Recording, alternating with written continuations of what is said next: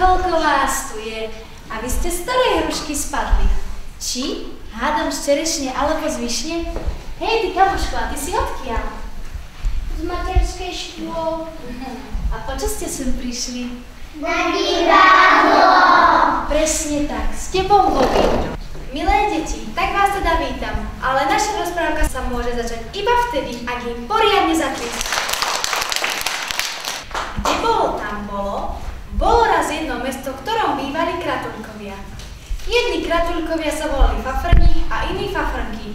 Jedni nosili gate a tí druhí sukne. Tak kto z nich je Fafrn a kto Fafrnka? Toto je Fafrn? No nie. A kto je to? Fafrnka. Výborne. A toto je? Fafrn. Áno. Tento Fafrn sa volá Nevedko a býva na Zvončekovej ulici. Prečo ho tak volajú? Dozviete sa v našej rozprávke.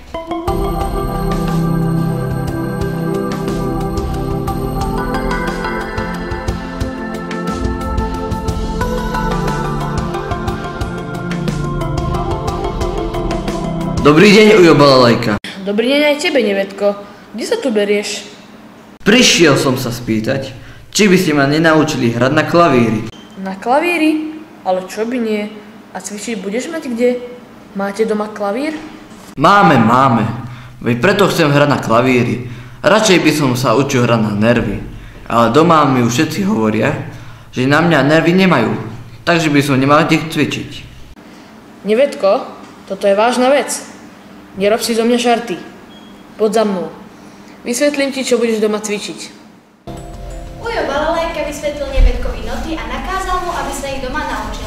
Ale Nevedko... Noty, koho to baví? Chcel vedieť hrať na klavíri a nie čítať z papiera.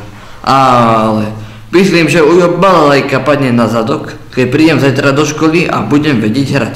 To si budem trénovať. Otvorím si okno, aby ostatní počuli budúceho Mozarta. Uši mi trhá. Nevedko, prestaň. Sa nepočuješ? To sa nedá vydržať, buď sa zblázním alebo ohluchnem.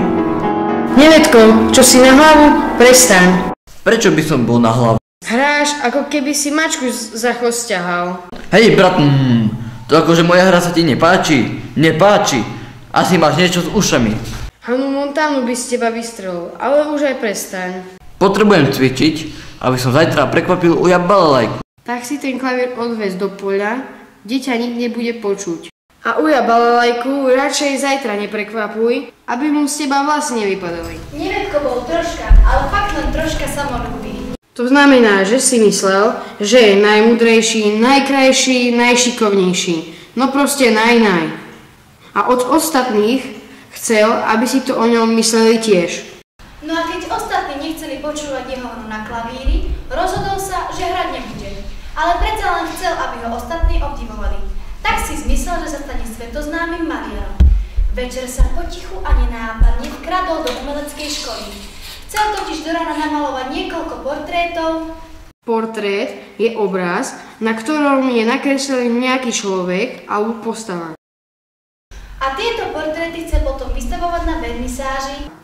Vernisáž to je taká výstava, kde sa vystavujú obrazy, sochy, fotečky a tak. Ševedko, prestaň mi skákať do reči. Áno, chlapci, ďakujem, len ho zakryte. Takže Nevedko celú noc usilovne pracoval a maloval portréty ľudí, ktorých poznal. No a keď ráno na hlavnom námestí vysvitlo slniečko, Nevedko tam mal vernisáž a vyzeralo to tam asi nejak takto.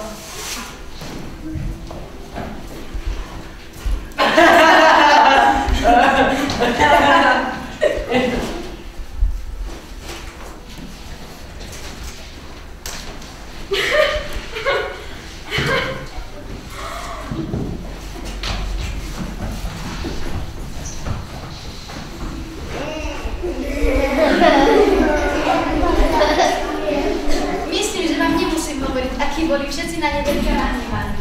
Nikto sa s ním nechcel ani rozprávať. Za to Ševedkovi tomu sa darilo. Rozhodol sa, že vyrobí lietajúci balón, ktorom precestuje cudzie krajiny. Len kratulkovia tomu nechceli veriť. A z čoho vyrobíš taký balón? Premýšľal som, že najlepšie bude z gumy. Z gumy? Áno, z gumy. Aha.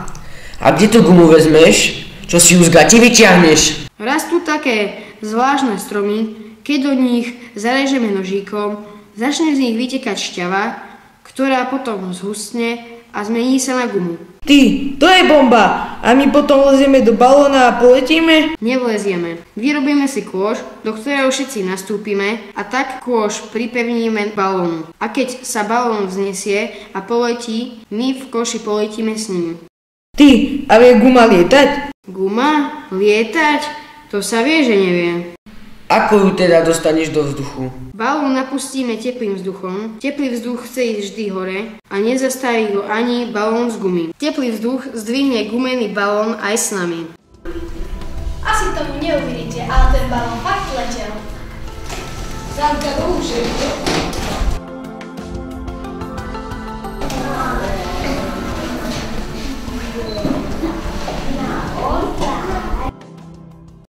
O tom, čo zažili gratulkovia v balóne, táto rozprávka nehovorí.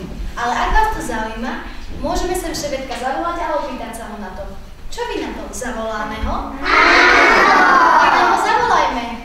Ševetko! Ševetko! Volali ste ma? Áno, Ševetko. Deti by sa ťa chceli na niečo opýtať. No počúvam, čo by ste chceli vedieť? Chceli by sme vedieť, ako ste dali ten balón do vzduchu. Hej, ako ste dali ten malý balón do vzduchu, keď sa len hýbe.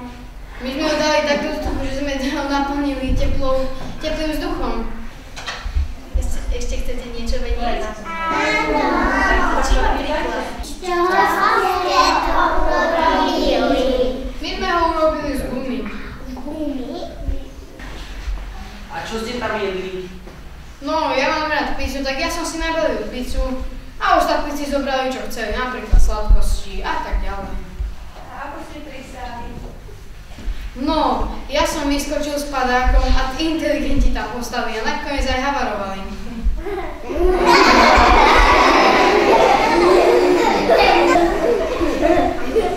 A ešte posledná otázka. A ty si prečo taký múdry? Kúpil si tú múdro Flipernové?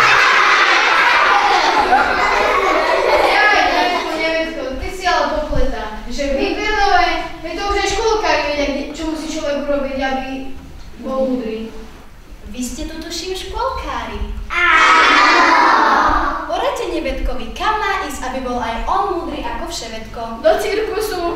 Do cirkusu. Pýtam sa kde sa môže deti?